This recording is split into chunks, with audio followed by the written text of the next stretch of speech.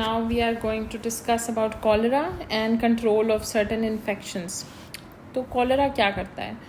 Cholera is by a bacteria which is called as the Vibrio cholerae, and it causes severe form of diarrhea. ठीक है, बहुत severe loose stools होते हैं, diarrhea with cholera. और how you get that diarrhea? कि cholera जो है आपके पास हमेशा गंदे पानी से, ठीक है, दिस इज़ इन्फेक्टेड वाटर.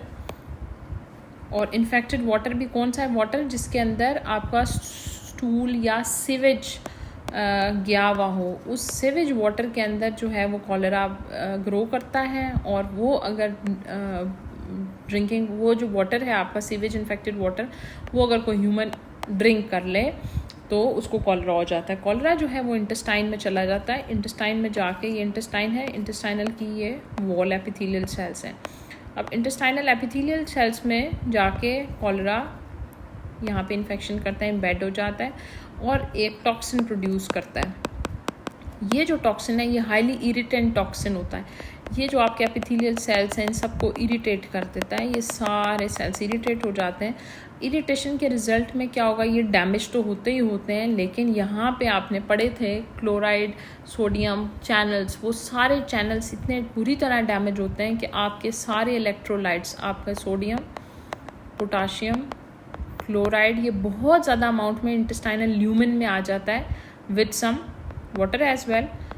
तो ये जब सब ल्यूमेन में इतने ज़्यादा हाईली डेंस इलेक्ट्रोलाइट्स आते हैं, फिर आपको पता है ऑस्मोसिस का कि जब इतने हाई डेंसिटी में यहाँ पे पड़ा होगा इलेक्ट्रोलाइट, तो फ्लूइड जो है वो अट्रैक्ट होगा इनटू द इंटेस्टाइनल ल्यूमेन. अब वाटर जो है इंटेस्टाइनल वॉल से वो भी अंदर चला जाएगा और शदीद अमाउंट में, this is a very loose watery diarrhoea. कि इसको वाटर और सारे इलेक्ट्रोलाइट्स ढेरों अमाउंट में ला के चला जाता है. इसीलिए इसको ऑस्मोटिक डायरिया भी कहते हैं. इसको ऑस्मोटिक डायरिया इसीलिए कहते हैं कि अगर आप जो है खाना बंद कर दें, बिल्कुल कोई फूड मज़ीद नहीं इंटेस्टाइन में आ रही, ये डायरिया फिर भी परसिस्ट करेगा और इतने लार्ज अमाउंट में ही स्टूल पास होता रहेगा. इतना लिक्विड और हाई अमाउंट इसलिए क्योंकि वो तो इलेक्ट्रोलाइट लॉस हो रहे हैं, वो टॉक्सिन सभी भी पड़े हुए हैं. उन टॉक्सिन ने सारा आपका जो एपिथेलियल है इंटेस्टाइनल वो डैमेज कर दिया है. तो सारे इलेक्ट्रोलाइट्स जाते जा रहे हैं और वाटर आपकी बॉडी से जाता जा रहा है. तो इट कॉजेज सवेयर डिहाइड्रेशन. तो इसका ट्रीटमेंट क्या है? आपने एंटीबायोटिक्स तो देनी है टू किल द बैक्टीरिया.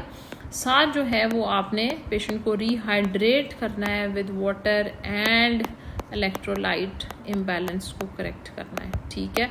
अब ये जो है आपके पास इन्फेक्टेड पर्सन, अगेन वही बात है कि सीवेज में उसका फिर स्टूल जाएगा. वही स्टूल फिर कहीं पे ड्रिंकिंग के लिए अगर यूज़ हो गया तो अगेन कि ये आपकी इन्फेक्शन जो है वो फैलती जाएगी. इस वजह से वाटर जो आप पी रहे हैं और जो आप खाना खाने या किसी फ्रूट वगैरह को धोने के लिए पानी इस्तेमाल कर रहे हैं, that should be completely clean.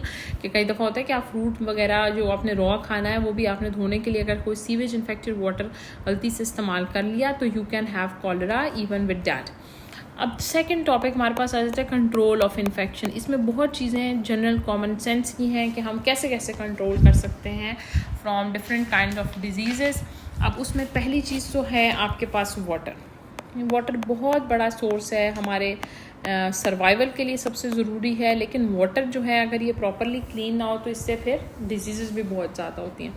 अब होता यह है कि अगर आपकी फीसेस जो है वो proper human faeces proper form में या एनिमल फीसेस प्रॉपर फॉर्म में डिस्पोज नहीं हुई हुई, वो कहीं बिल्कुल एक्सपोज लैंड पे पड़ी हैं, तो बारिश हुई, वो जो फीसेस है उसमें जितने बैक्टीरिया हैं वो सब बारिश उनको बहा के आपके जो पानी, पीने के पानी के सोर्सेज हैं, फ्रेश वाटर सोर्सेज हैं, वहाँ तक रिवर्स में वो पानी चला जाता है और वो सारा इन्फेक्शन उसके साथ चला जाता है. इसी तरह कहीं पे सीवेज वाटर मिक्स हो रहा होता है ड्रिंकिंग वाटर में, पाइप फट गई या जो आपके सीवेज के नाले हैं वो आपके रिवर्स में या ड्रिंकिंग वाटर सोर्सेज के अंदर वो ड्रेन हो रहे हैं, वाटर बड़े रेजरवॉयर से इन्फेक्ट हो रहे हैं, तो वो सारा जो है आपका पानी इन्फेक्ट हो रहा है. क्योंकि वो सारा तो आपने पीना है. आपने भी नहीं, आज सिर्फ आपने नहीं पीना, मछलियों के इस्तेमाल, मछलियाँ उसमें रह रही हैं, आपके एनिमल्स वहाँ से, आपके जो है गायें भैंसें वो भी, और जो आपके वाइल्ड एनिमल्स हैं वो भी सब उसी पानी को पी रहे हैं. तो इस तरह इन्फेक्शन से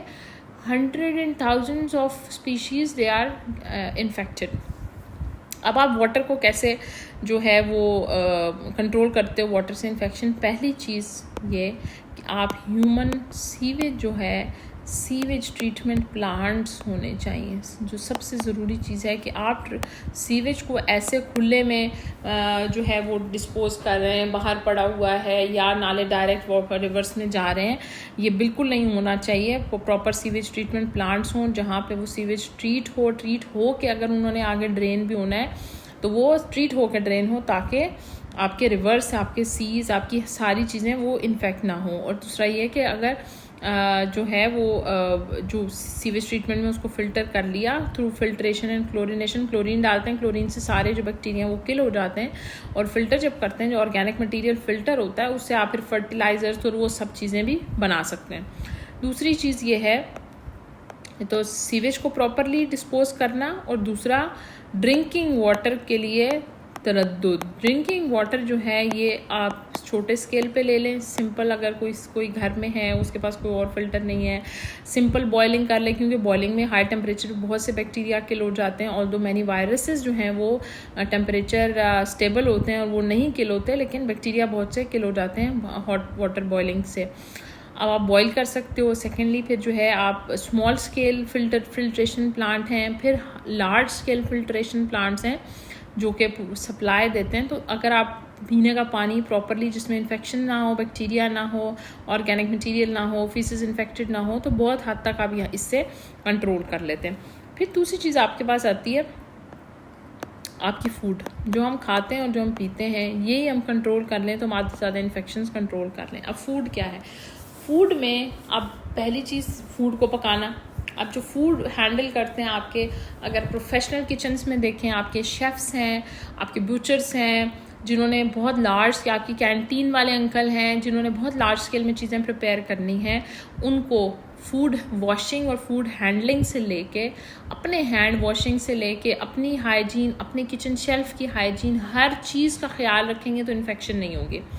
फॉर एग्ज़ाम्पल कोई रेस्टोरेंट है, वहाँ पे बहुत टन्स में, किलोज़ में गोश्त आ रहा है, उसकी वॉशिंग बहुत प्रॉपर होनी चाहिए। ऐसे नहीं कि बहुत ज़्यादा गोश्त है, कैसे गंदा गंदा धो के, ऐसे नहीं।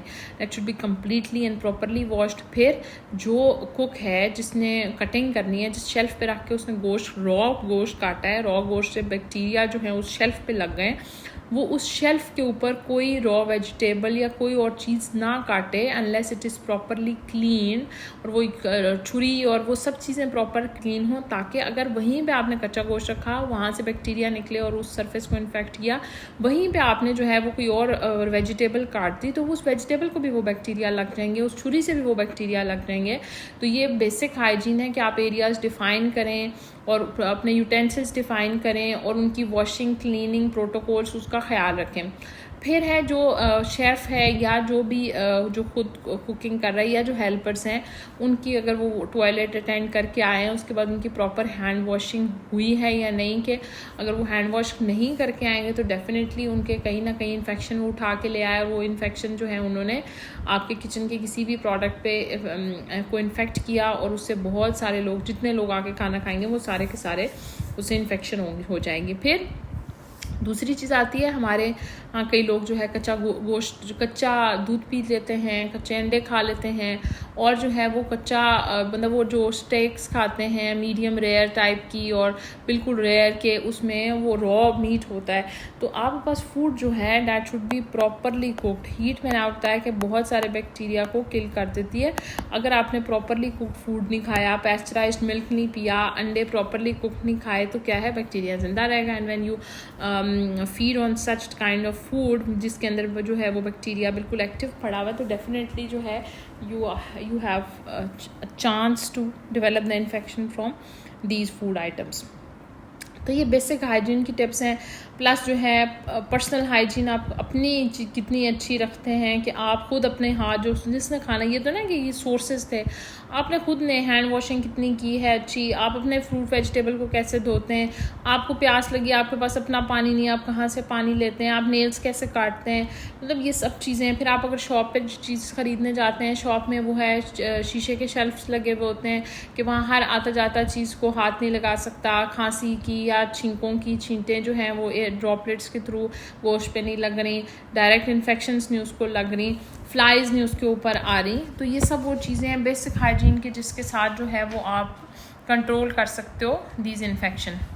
और सबसे बड़ी जो मैंने आपको बताया कि अगर आप वाटर डिस्पोजल बहुत प्रॉपर करते हैं, चीज़ें ढक के रखें, और वेस्ट डिस्पोजल के अगर वेस्ट आपने लैंड में ही डिस्पोज करना है तो उसको इतना डीप डिस्पोज करें कि कोई एनिमल्स जैसे कि रैट्स वगैरह हैं या इस किस्म के कोई एनिमल्स हैं, वाइल्ड बोर्ड्स हैं जो आपके सीवेज के ऊपर जो है वो करते हैं, फीड करते हैं, अगर वो इतना डीप आपने बरी किया है कि वो इस तरह के एनिमल्स उनको जाके नहीं उनका रीच वहाँ पे तो अच्छा है। लेकिन अदरवाइज़ अगर रीच होगा तो क्या होगा, वो रैट्स जिस पे फीड करेंगे वही रैट्स ह्यूमन हाउसेस में जाएंगे, वहाँ पर उनके पाँव के साथ उनके उसके साथ जो है वो इन्फेक्शन इस तरह फिर फैलेगी।